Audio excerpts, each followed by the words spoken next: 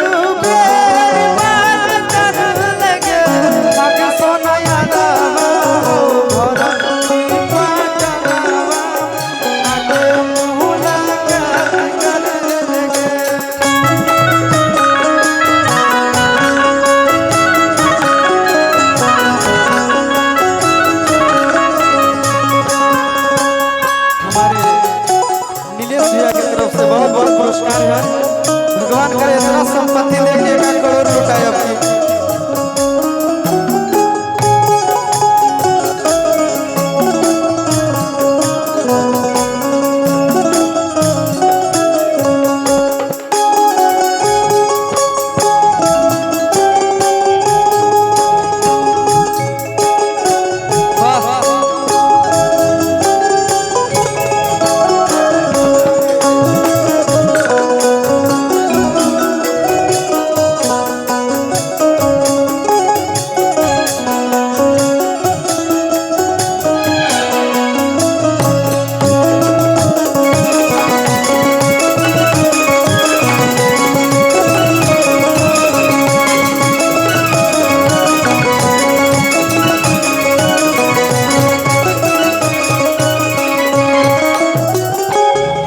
कहता है बड़ी प्यार से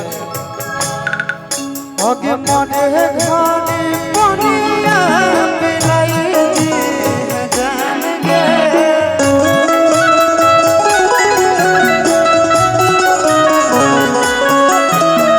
माने घानी पनिया पिलाई है जान के